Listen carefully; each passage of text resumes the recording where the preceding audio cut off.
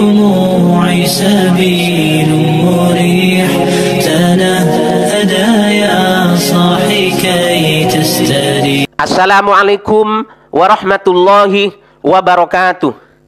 Pada kesempatan ini kita akan mendapatkan tambahan banyak ilmu lagi, yang diantaranya adalah mengenai makna yang terkandung di dalam lafal atau di dalam kalimat kullun. Lafal kullun artinya adalah setiap atau tiap-tiap atau semua dan yang sebangsa dengan itu. Akan tetapi dalam situasi tertentu, dalam qorinatul kalam tertentu, bisa berubah makna menjadi sebagian, dan itu dicontohkan atau ditemukan di beberapa ayat suci Al-Quran, bahwa kalimat kullun berarti sebagian, yakni sedang tidak berarti semua. Dan juga ditemukan di dalam hadis-hadis Nabi, seperti sabda Nabi dalam susunan kalimat kullu bid'atin atau kullu muhdatsatin.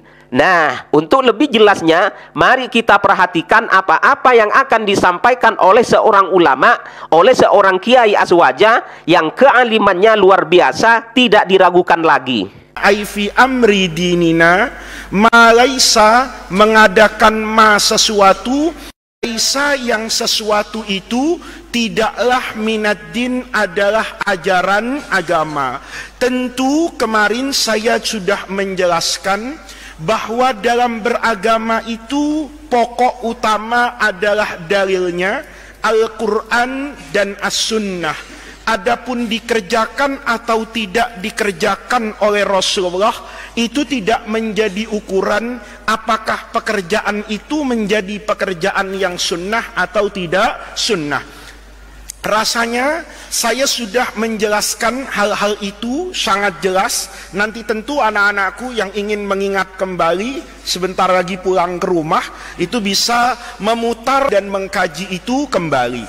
Tentunya malam hari ini saya hanya ingin menambahkan beberapa hal yang mungkin menjadi pertanyaan beberapa orang terkait penjelasan saya seputar amalan-amalan yang kita kerjakan kemudian dianggap bid'ah, dianggap sesuatu yang mengada-ngada. Kemarin saya sudah menjelaskan tentang tahlilan misalnya. Kemudian ada orang yang menyampaikan kepada saya dua hal yang ingin saya jelaskan pada malam hari ini. Yang pertama, pertanyaan yang sampai, oke Ustadz, kalau man ahdatsa fi amrina ma laisa minhu, seperti memberi makan ketiga tahlilan, itu saya katakan bukan disebut dengan bid'ah, karena ada perintah dari Al-Quran misalnya yang mensifati bahwa orang-orang yang beriman al-muttaqin itu diantaranya yunfiquna amwalahum fis-sarra'i wad-dharra. Ketika sedang tertimpa musibah, itu bukan berarti orang tersebut tidak boleh untuk melakukan sedekah. Adapun hadis yang diriwayatkan dari Rasulullah terkait perintah beliau untuk memasak, warga Madinah saat itu untuk memasak makanannya diperuntukkan kepada keluarga Ja'far, itu sudut pandangnya menjadi berbeda. Karena itu khitabnya untuk ammatul muslimin, tetangga sekitarnya, kalau sekarang Pak RT, Pak RW dan lingkungan, untuk memiliki yang namanya kesetiakawanan sosial. Maka yang seperti itu masih di cover, masih dibenarkan menggunakan hadis Ummul Mukminin Aisyah radhiyallahu anha. Maka muncul pertanyaan, bukankah dalam hadis yang lain Rasulullah sallallahu alaihi wasallam bersabda, kullu bid'atin dalalah wa kullu dalalatin finnar.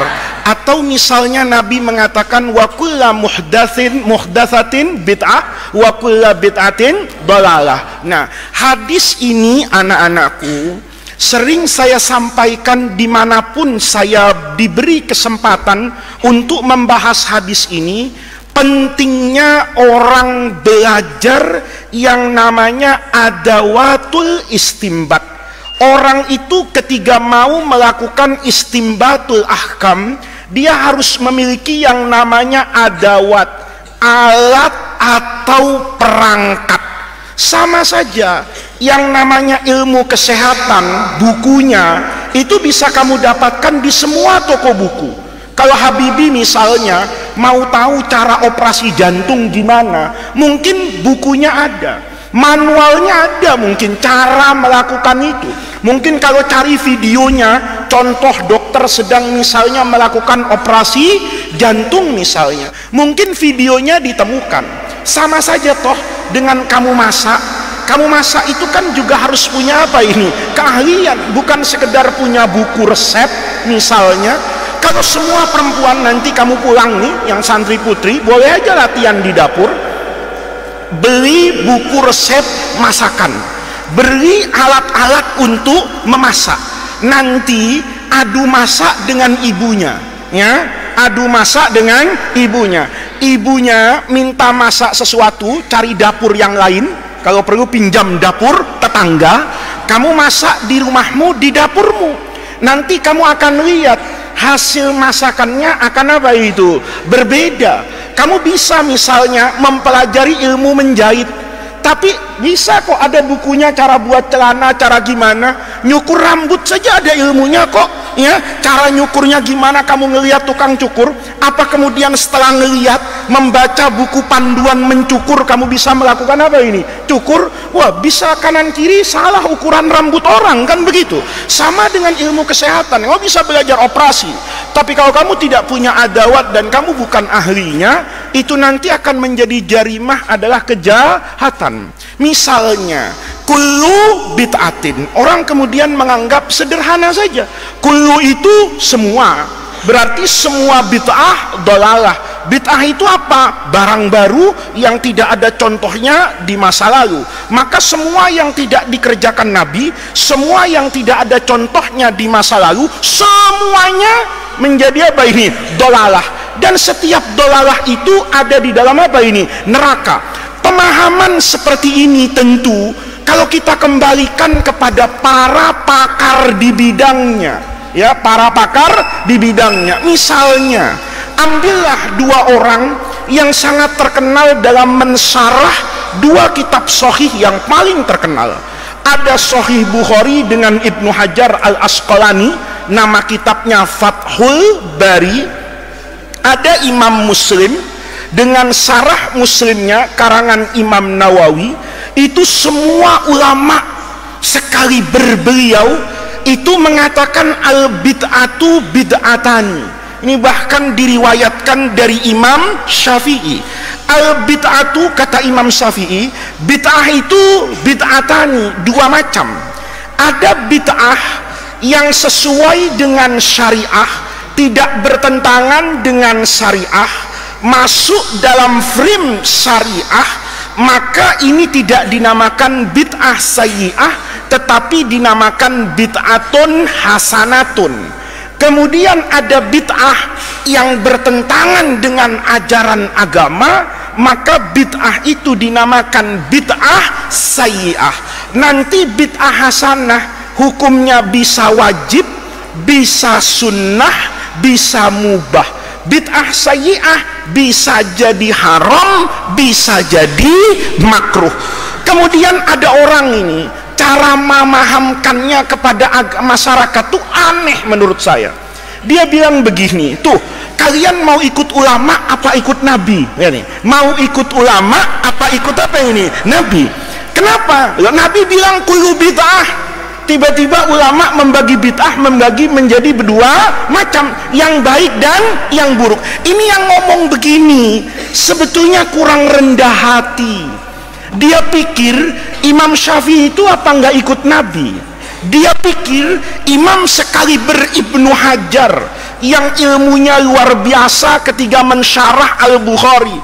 Saya berani nantang kok, tidak ada ulama hadis sekarang, ulama sehebat apapun di abad ini, kecuali menimba ilmu dan minum ilmu yang dia ambil dari sumur Al-Imam Ibnu Hajar Al-Asqalani. Jadi saya ingat dulu anak-anakku, ya, ada bercanda itu di pengadilan.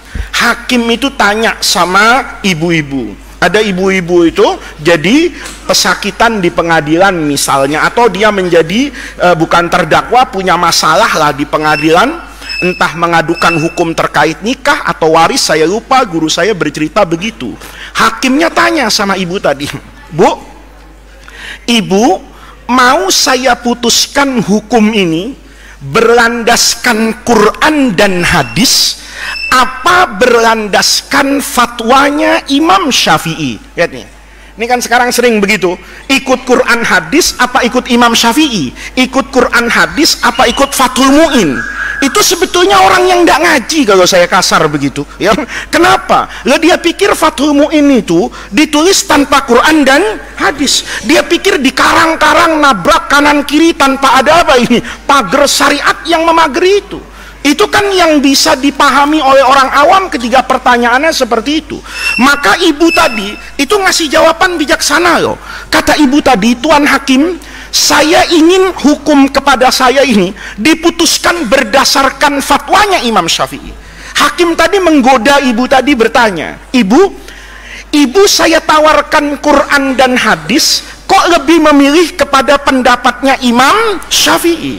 Ibu tadi jawab dengan bijaksana. Kata ibu tadi, iya Tuan Hakim, karena saya lebih percaya fatwanya Imam Syafi'i yang didasari oleh pemahaman Imam Syafi'i terhadap Quran dan hadis daripada pemahaman Tuan Hakim terhadap Quran dan hadis.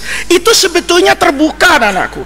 Jadi kalau ada orang bilang, oh ini berlandaskan Quran dan hadis, boleh jadi bukan berlandaskan Quran hadis, tapi berlandaskan pemahaman orang tersebut terhadap Quran dan hadis. Kalau sudah bicara pemahaman, ar-ra'yu mustarok, pemahaman orang itu semuanya bisa salah dan bisa benar. Tetapi kalau kamu beradu, kamu mau ikut pemahamannya Imam Syafi'i terkait ayat tersebut, apa pemahamannya Muhammad Faiz, itu kan tidak layak untuk diperbandingkan. Kamu pasti akan katakan, oh saya ikut Imam Syafi'i, umur 9 tahun hafal Quran 30 juz, Faiz umur 90 tahun juz 30 muter-muter, kan begitu misalnya. Lah itu terbuka supaya kita menjadi lebih apa ini, lebih rendah hati.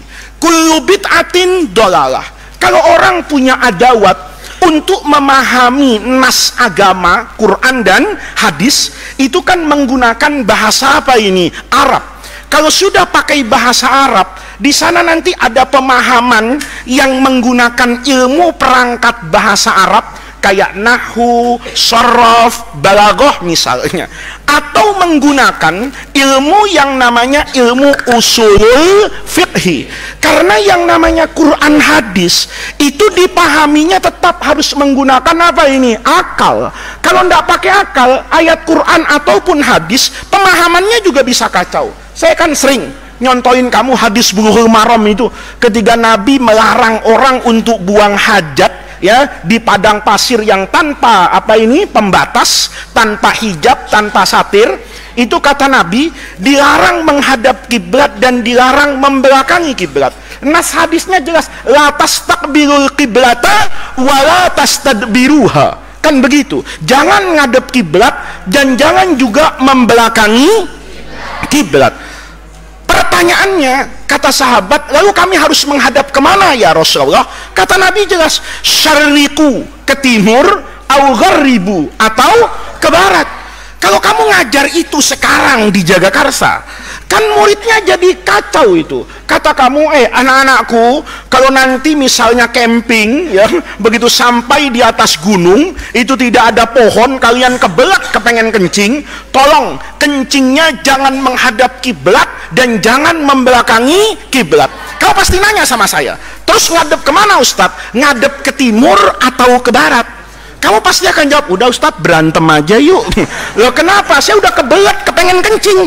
Ngadep kiblat nggak boleh, membelakangi nggak boleh, tapi disuruh ngadep ke barat atau disuruh ngadep ke timur. Sementara buat kita di Indonesia, barat itu arah kiblat, timur itu membelakangi kiblat. Kenapa? Karena hadis Nabi itu diucapkan di kota Madinah yang secara geografis berbeda letaknya dengan yang ada di Indonesia. Kalau di Indonesia sariku ke timur, au gharibu, itu harus diartikan utara dan selatan, sekalipun yang namanya barat dan timur itu tidak mencakup pemahaman utara dan selatan, tapi akal sehat manusia akan mengatakan itu. Jadi memahami itu perlu yang namanya apa itu? Akal. Sama dengan yang namanya kulon. Jadi kalau ngajinya ngaji terjemah, ya jangan berfatwa, bisa kacau. Kulon itu kamu ngaji kan di pelajaran usulul fiqhi. Kulon itu min siyagil umum. Dia termasuk, masih ingat nggak dulu belajar kelas berapa? Kelas 3 ya. Ada am, ada khos, ada am urida bihi al-am, ada am, betul kamu, urida bihi al-khos. Misalnya Nabi kan sering ngomong begitu, mabayu qaumin, itu kenapa sih satu kaum, padahal yang ditunjuk itu satu orang, cuman Nabi menjaga perasaannya. Misalnya di antara kamu nih, misalnya Habibi ngaji sekarang kesini nih pakai celana training pendek misalnya ya, kemudian pakai baju basket ya kan, misalnya ya, pakai baju basket misalnya, yang pakai begitu Habibi doang, yang lain enggak sopan-sopan. Tapi saya mau nyebut langsung, kasihan Habibi, pasti dia merasa apa ini, tersinggung. Saya sebut, itu kelas 6 kenapa sih kalau ngaji kok pakai baju basket misalnya. Ya semua orang paham kan, kalau kata-kata kelas 6 ini tidak urida bihil am, tapi urida bihi al khos. Atau ada lafaz khos, urida bihi al am. Saya ngomongnya khos, Habibi, kamu kalau ngaji itu jangan tidur. Padahal maksud saya bukan cuman Habibi, semua juga nggak boleh tidur. Nah, itu namanya ada siyagul umum. Di antara siyagul umum itu ada yang namanya istisna. Pernah belajar nggak istisna itu? Hah? Apa alatnya? Di antaranya illa. Kan biasa itu. Kullu ta'ami, ya, misalnya kullu talabah illa, nanti kullu illa. Sehingga ini penting anak-anakku. Yang namanya kullun itu min siyagil umum. Dia bisa diapakan itu? Ditahsis. Lihat nih. Contohnya banyak di Quran. Tudammiru kulla syai'in bi amri rabbiha. Ya, waktu kaum apa ini? Ad dihukum sama Allah, dikasih apa ini? Angin. Angin topan ini tudammiru kulla syai'in bi amri rabbiha. Logikanya semuanya hancur enggak? Hancur. Tudammiru kulla syai'in, segala sesuatu. Tapi ayat itu melanjutkan kan? Fa asbahu la yura illa masakinu. Berarti masakinnya hancur enggak? Enggak, karena yura masih. Padahal ayat tadi bilang tudammiru kulla syai'. Jadi tidak semua kullun itu maknanya menjadi apa ini? Am. Dia bisa jadi amun mahsus. Kalau pakai ilmu balaghah sama anak-anakku. Semua benda itu harus ada apanya itu? Sifatnya. Kamu misalnya tolibun, ada sifatnya nggak? Ada. Apa sifatnya? Kalau ganteng jamil, kalau nggak ganteng qobih atau nisfu jamilin. Ya, jamil bagus. Kalau disifati kok qobih. Bisa jadi tolibun mujtahidun. Ya, dia murid yang apa ini? Rajin. Dia juga bisa disifati dengan murid yang malas. Lihat nih, ya. Kalau ada benda, ini logika ya, ada benda, dia pasti harus memiliki yang namanya apa itu? Sifat. Sifatnya pasti tidak mungkin dua yang bertentangan menjadi satu dalam diri seseorang. Nggak mungkin kan? Habibi waladun jamilun qobihun. Bingung orang. Ya kan? Ya kalau jamil, jamil aja. Kalau qobih aja. Nah, itu namanya setiap benda itu pasti memiliki apa ini? Sifat. Sifatnya tidak mungkin kemudian yang bertentangan itu menyatu pada satu apa ini? Waktu dan pada satu orang. Ini harus dimengerti dulu. Nanti dalam teori balaghah bahasa Arab, sifat itu boleh nggak disebut. namanya hatfus sifati alal mausuf. Ya, sifat itu nggak disebut, mausufnya ada, sifatnya nggak ada, nggak disebut. Kenapa nggak disebut? Karena sudah mafhum. Tanpa menyebut sifat, orang yang membaca paham. Apa contohnya? Quran. Jadi kalau ada orang bilang kulun itu semuanya, nggak boleh dikecualikan, ya, dia mungkin nggak baca ayat apa ini, Al-Quran dan teori penafsirannya secara benar. Coba kamu yang hafal ayat Quran misalnya, kamu yang ingat apa? Ya, misalnya lah, kamu pasti ingat ini, ya, sering disampaikan sama Pak Kiai di masjid. Kisah Nabi Musa belajar sama Nabi Khidir. Masih ingat kan? Ya, pelajaran pertama itu sudah membuat Nabi Isa berontak gitu. Kenapa? Naik kapal, ya, naik kapal itu di laut. Kapalnya bagus, enak-enak, lagi di tepi laut. Tahu-tahu kapalnya diapain sama Nabi Musa? Dibolongin. Kata Nabi yang bolongin Nabi Khidir. Kata Nabi Musa, apa-apaan ini? Akhraqtaha, kenapa kamu lobangi? Litughriqa ahlaha, bisa tenggelam kita. Masih ingat kan? Kata Nabi Khidir, kan gua bilang udah, lo nggak bisa ngaji sama gua. Kalau Nabi Khidirnya Nabi Betawi kan gitu kan, nggak bisa ngaji sama gua, nggak bisa. Kenapa? Kan nggak masuk akal. Kan saya bilang jangan tanya tadi, ini nanya. Nanti kan dijelaskan kan, ammas safinatu fakanat limasakina, terus ya'maluna fil bahri, terus fa'aratu an aibaha. Kenapa?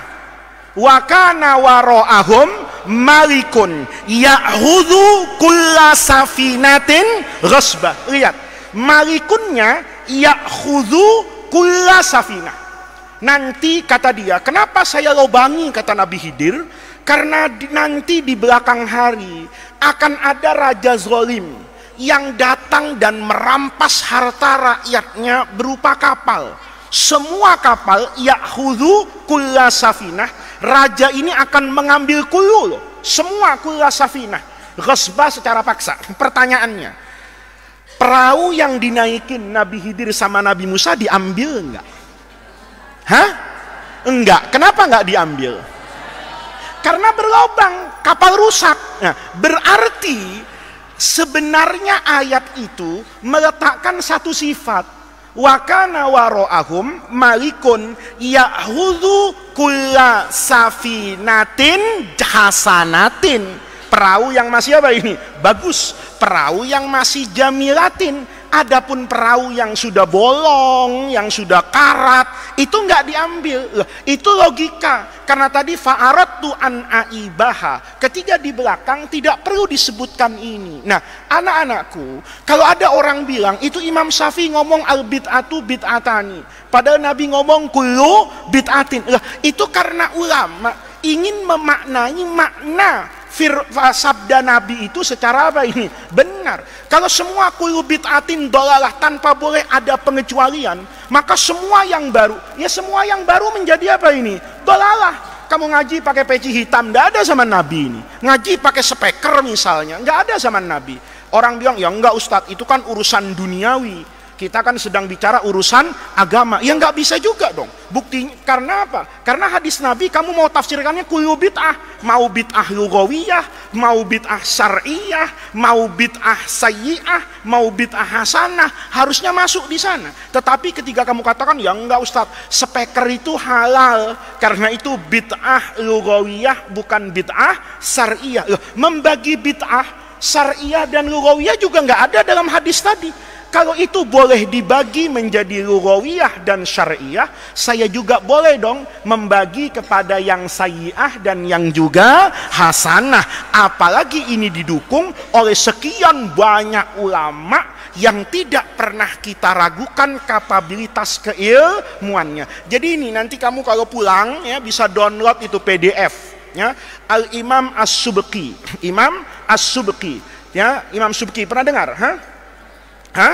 Imam As-Subki, Ali bin Abdil Kafi As-Subki itu punya buku namanya Ahkamu Kullin wa ma alaihi tadul. Ahkamu Kull, kalau bacanya dulu guru saya, Ahkamu Kull wa ma alaihi tadul.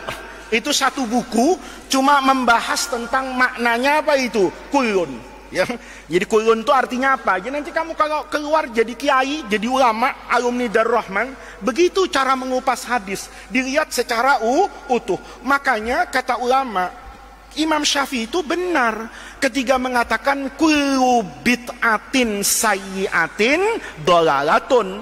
Yang jelek-jelek itu yang dolalah. Kalau semua bid'ah, ya ini kamu ingat lagi nih. Apakah sahabat selalu memusuhi semua yang baru yang tidak dicontohkan oleh Nabi? Itu kalau orang mau baca, itu jelas pas sholat taraweh. Nanti kamu yang punya Sahih Bukhari, itu bab buka saja tentang sholat taraweh atau qiyamu Ramadan. Setelah Umar ya membuat keputusan dulu itu, taraweh itu bukan kepada satu imam. Jadi kalau Rasulullah keluar, maka imamnya adalah Rasulullah. Tapi Rasulullah itu enggak berjamaah tiap hari. Masih ingat kan ceritanya? Karena kalau Nabi sholat taraweh setiap hari, Nabi takut taraweh itu dipahami sebagai satu apa ini? Kewajiban. Maka kadang keluar, kadang tidak keluar. Kalau Nabi tidak keluar, maka orang tuh taraweh sesuai dengan guru ngajinya. Yang ngaji sama sahabat Ibnu Mas'ud pojokan sana, ikut Ibnu Mas'ud. Yang ngajinya sama Ibnu Umar, ikut Ibnu Umar di sana. Yang ngajinya sama Ubay bin Ka'ab, ya ada di sana. Jadi di dalam satu masjid itu ada beberapa apa itu? Imam. Kemudian sholatnya ya begitu, tergantung imamnya, ya nggak bareng begitu. Itu berlangsung sampai masa-masa awal pemerintahan Sayyidina Umar. Umar kemudian mikir, taraweh kayak gini nih, dulu kan karena Rasulullah takut. Kalau setiap hari kita taraweh, maka kemudian dipahami taraweh itu sebagai apa ini? Wajib. Sekarang kekhawatiran itu kan sudah nggak ada. Semua orang juga tahu. Taraweh itu hukumnya sunnah. Nggak taraweh juga nggak apa-apa. Cuman kebangetan, kan begitu kan? Karena taraweh itu cuma sekali datangnya di bulan Ramadan. Artinya apa anak-anakku? Maka kemudian Umar bermusyawarah kepada siapa itu? Para sahabat. Kata Amirul Mukminin, saya kepengen jamaknahum ala imamin wahidin. Imamnya satu aja. Dipilih yang bacaannya paling bagus. Ubay bin Ka'ab.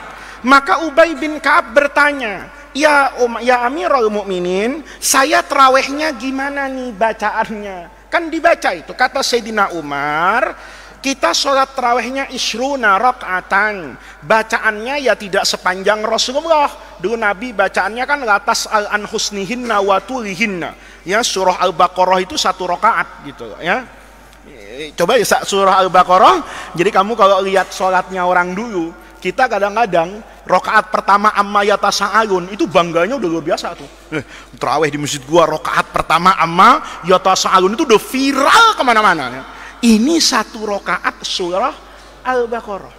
Rakaat kedua Ali Imran. Ya, coba aja dipraktekkan itu. Ya, habis tarawih, habis isya, itu bubarnya menjelang apa ini? Sahur. Kata Umar, ya sudahlah, nggak seperti itu. Tapi ya nggak didiskon terus jadi kulhu kayak kita gitu ya.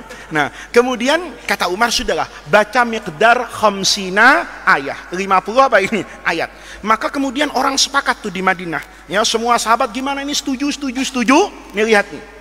Selesai disetujui, sholat itu.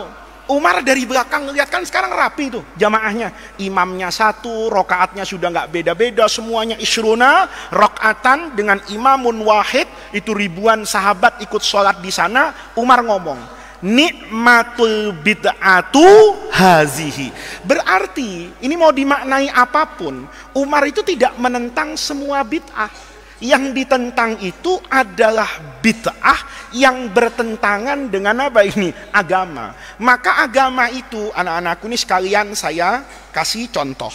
Ada orang berkata begini, Ustadz nggak usah tahlilan, nggak usah marhabanan misalnya, nggak usah bikin maulid. Loh kenapa?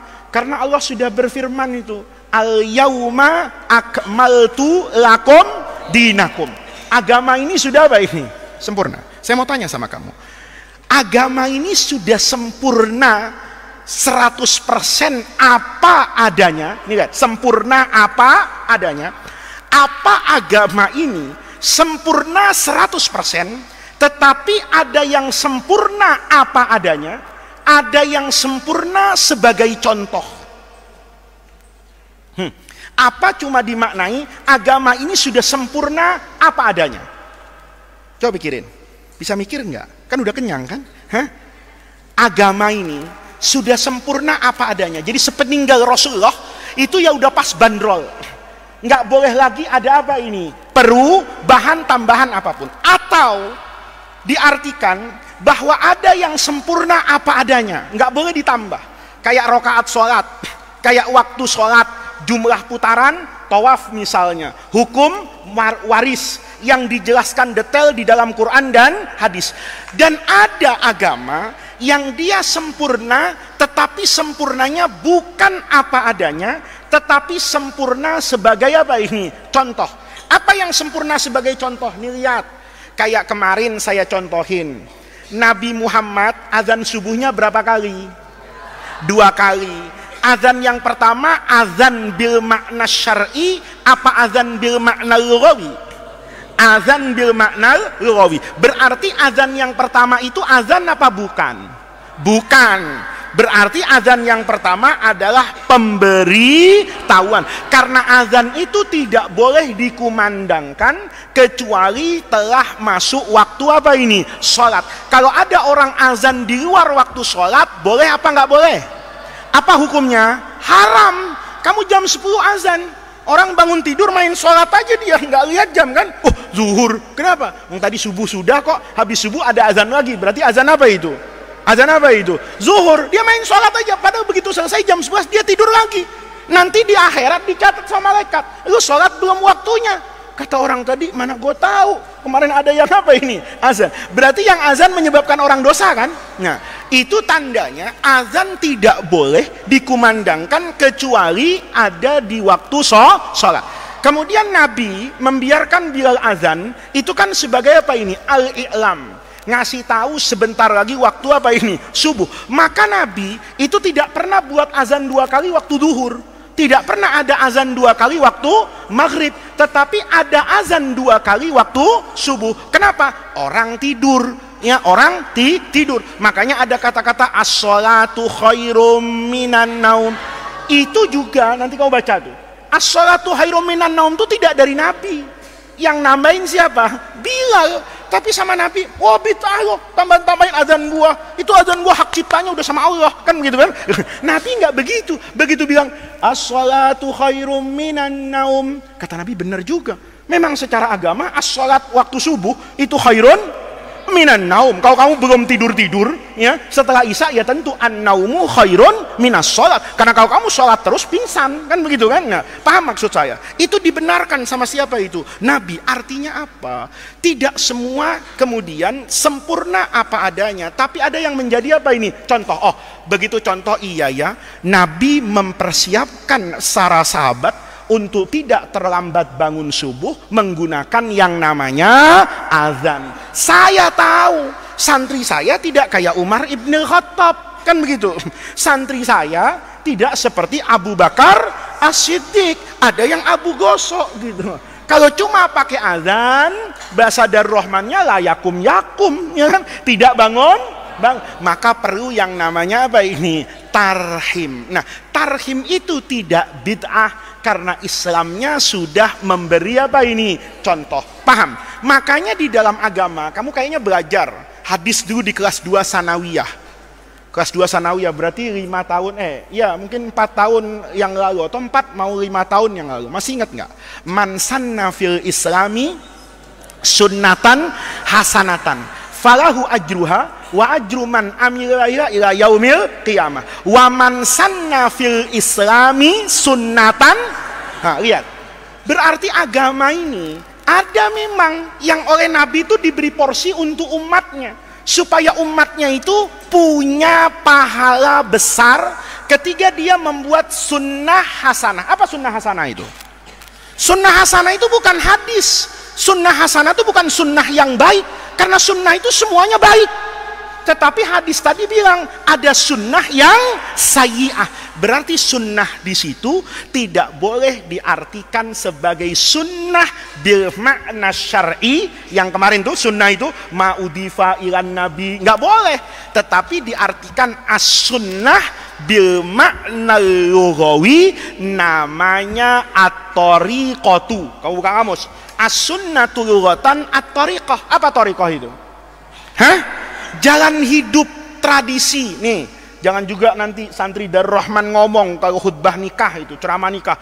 An-nikahu sunnati. Nikah itu hukumnya sunnah. Masya Allah, saya cabut ijazah Darul Rahmannya. Ya, kamu ngaji Fathul Muin kan? Di Fathul Muin masih ingat kan? Kalau kamu Fathul Muin yang masih, saya nggak tahu Fathul Muinmu kan mungkin lebih mahal dari generasi saya.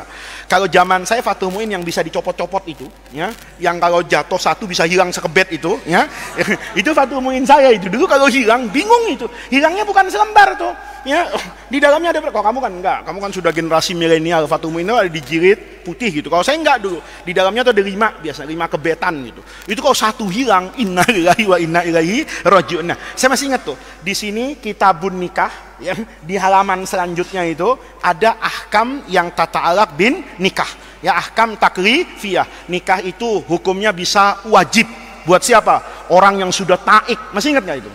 Kalau ini ingat semua, ya, aneh betul. Kalau ini, ya, mufrodatnya itu kok nggak lupa seumur hidup gitu. Kalau sudah litaikin itu masya Allah, hampir semua santri saya survei se-Indonesia itu nggak ada yang nggak tahu artinya taikun.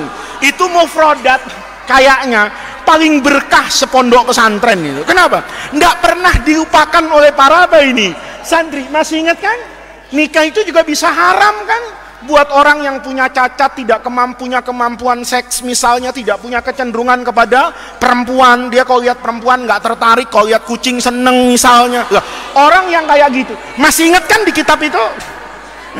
Pokoknya ini kalau sudah Fathul Muin, ya, babnya nikah, ini sudah hafal di luar kepala, ini tidak perlu diujikan sebetulnya, ya. Nah, itu kamu tahu kan itu? Nah, itu namanya apa ini? Lughatan. Maka di situ an-nikah sunnati, kata Nabi, nikah itu bukan sunnah, sunnah temannya wajib, bukan sunnah temannya makruh, tapi sunnah itu adalah jalan hidup saya. Makanya faman raghiba an sunnati. Nah, di sini sunnah, man sanna fil islami sunnatan hasanah. Apa sunnah itu? Tradisi yang baik. Saya paling tidak malam hari ini buat tradisi yang baik. Kelas 6 kalau bulan Ramadan ngaji kitab Arba'in. Iya kan? Ini kan kelas 6 kamu pertama kali nih saya ngaji kitab Arba'in, nggak akan saya lupakan seumur hidup ini, ya. Bahwa di angkatan 42 nih, mukanya saya rekam lah, ya. Setelah 42 tahun hafalatul wada, baru kali ini kita ngaji setiap habis taraweh itu kita ngaji kitab hadis Arba'in. Nanti saya kan pasti mati. Entah kapanpun saya pasti akan apa ini? Mati. Tapi kelas 6 tahun depan itu nagih. Kalau misalnya tahun depan saya malas gitu, ya, sama angkatan 43 saya malas, udahlah kamu gimana kayak terserah kamu. Dengerin dulu. Mereka protes nggak? Protes. Tahun kemarin ngaji, maka saya jadi apa ini? Ngaji. Kalaupun satu hari nanti setelah bertahun-tahun, jangan tahun depan, ya, setelah 50 tahun yang akan datang saya mati, diteruskan nanti sama Muhammad Faiz lain duduk di sini, maka saya tetap dapat apa ini? Pahala. Gara-gara saya dulu bikin pengajian kitab hadis Arba'in, maka kemudian menjadi sunnah hasanah setiap malam setelah taraweh seluruh santri kelas 6 ngaji kitab Arba'in. Paham? Ini namanya tradisi yang baik. Kamu nanti pulang gitu, orang sibuk nggak sempat baca Quran. Karena dulu orang kan paling tidak malam Jumat sempat. Sekarang malam Jumat juga sibuk di kantor misalnya. Maka kamu bikin tradisi baru nih. Majelis zikir malam Minggu. Wah, keren ini, ya. Majelis taklim malam Minggu. Pertanyaannya, malam Minggunya aja udah nggak pas. Yang pas tuh malam apa? Jumat kan. Ini majelis taklimnya malam Minggu. Tapi kamu tahu, kalau tidak malam Minggu, orang tidak mungkin apa ini? Datang. Maka kamu buat, oh majelis taklim saya malam Minggu. Ya, karena kalau malam Jumat masih kerja, malam Minggu. Begitu dibuat malam Minggu, kamu punya tradisi yang baik nggak? Punya. Maka selama tradisi itu dikerjakan oleh orang setelah kamu masih dapat apanya itu? Pahalanya. Sama anak-anakku dengan tahlilan itu. Ini mumpung ingat.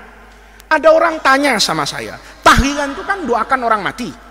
Ya, doakan orang mati. Kenapa harus tahlil? La ilaha illallah dulu.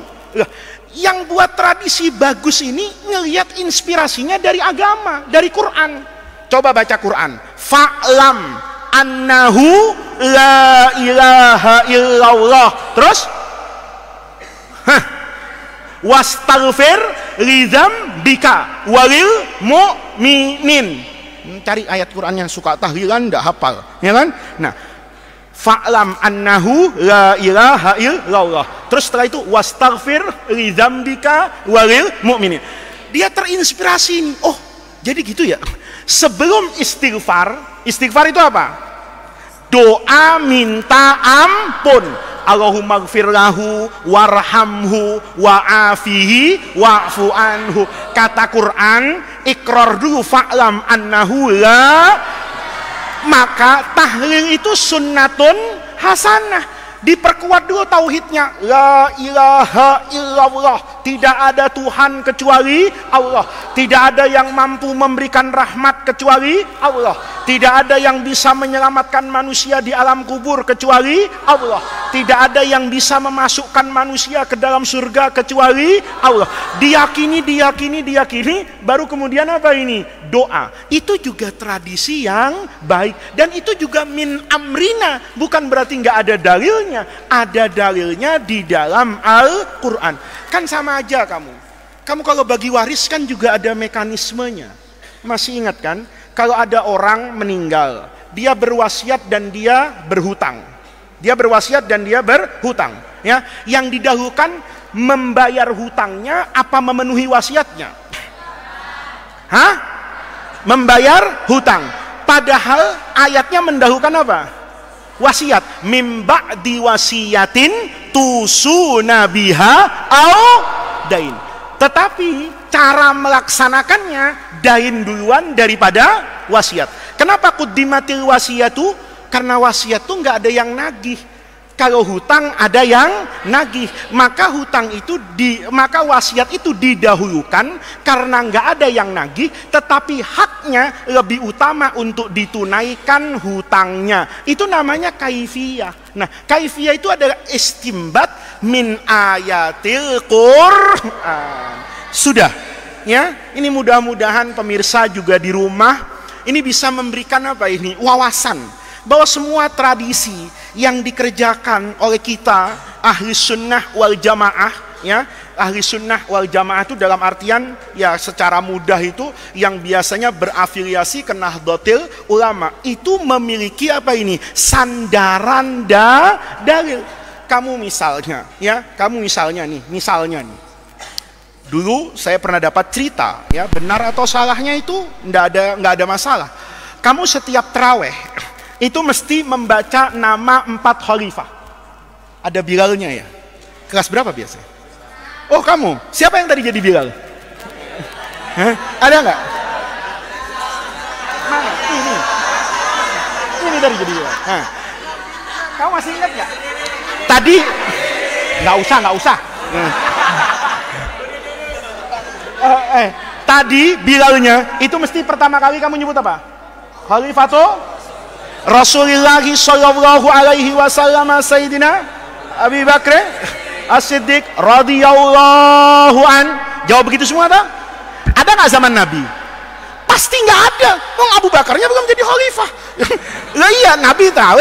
Kamu nanya, ada nggak kayak begitu? Iya pasti nggak ada. Kalau orang nanya itu juga orang nggak paham sejarah. Emang ada zaman Nabi? Berarti lu nggak baca sejarah. Kenapa? Ya, Abu Bakar itu disebut khalifah karena yahlufu an Nabi, menggantikan. Yang namanya menggantikan, yang digantikan nggak ada dulu gitu. Nah, ada sejarahnya, anak-anakku. Ini sunnah yang apa ini? Hasanah. Kata orang dulu.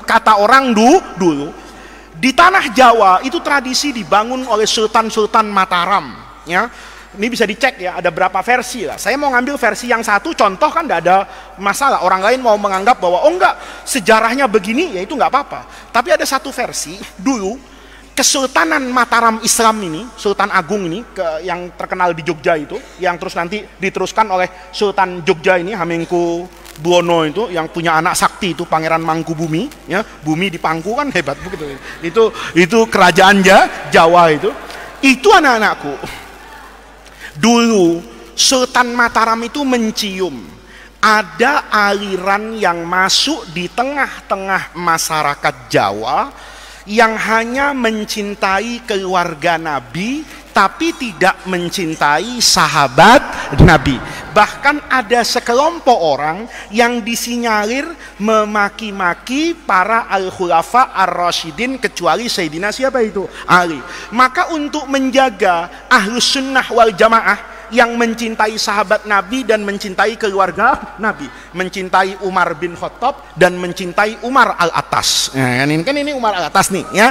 Ini keluarga Nabi, saya cintai. Tapi kecintaan saya kepada keluarga Nabi itu juga sama dengan kecintaan saya kepada para sahabat Nabi, istri Nabi. Nah, untuk menjaga ahlus sunnah ini, ya, makanya kalau Umar ini Habib, ini pasti Habib ahlus sunnah ini, bukan Syiah. Karena kalau Syiah nggak mungkin dia dikasih nama siapa itu? Umar.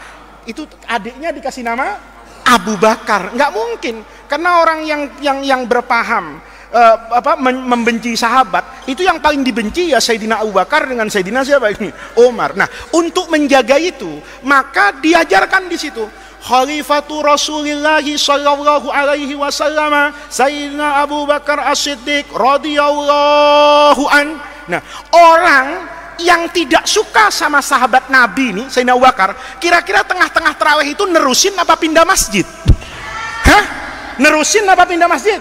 Pindah masjid nanti. Amirul Mukminina Sayyidina Umar ibn Khattabi radhiyallahu an. Kan begitu toh? Nah, ya Allah, Umar radhiyallahu an. Orang yang benci Sayyidina Umar kan panas dingin di situ. Ya, semasjid bilang radhiyallahu an, terus dia ngomong laknatullah alaihi, bonyok di tengah-tengah situ. Paham nggak? Berarti membaca taroddi kepada para khulafa di masjid itu bagus nggak?